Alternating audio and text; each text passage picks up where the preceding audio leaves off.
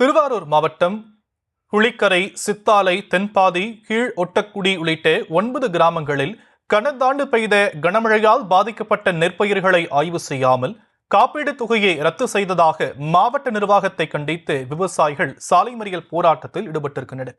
விவரங்களை நம்முடைய செய்தியாளர் நேசராஜன் வழங்க நாம் கேட்கலாம். நேசராஜன், மேலும் விவரம். 2024-25 ஆண்டுக்கான நடந்து முடிந்த சம்பா பருவத்துக்கு பயிர் காப்பீடு செய்த விவசாயிகளுக்கு பயிர் காப்பீட்டு இழப்பீடு தொகை பயிர் காப்பீட்டு நிறுவனம் விடுவித்துள்ளது. இந்த தொகை மிகவும் குறைவாக உள்ளது எனவும், பல கிராமங்கள் விடுபட்டுள்ளதாகவும், பல கிராமங்களுக்கு எதிர்பாராத தொகை கிடைக்கவில்லை எனவும் விவசாயிகள் மத்தியில் பரவலாக குற்றச்சாட்டு எழுந்து வருகிறது. அந்த வகையில் திருவாரூர் அருகே உள்ள புளிக்கரை, சித்தாலை, தென்பாதி, கீழ ஒட்டக்குடி உள்ளிட்ட 9 கிராமங்களுக்கு பயிர் காப்பீடு இழப்பீடு தொகை வழங்கப்படவில்லை என கூறி 100க்கும் மேற்பட்ட கிராம விவசாயிகள் திருவாரூர் மன்னார்குடி சாலையில் மேப்பாலம் என்ற இடத்தில் திடீர் சாலை மறியலில் ஈடுபட்டனர்.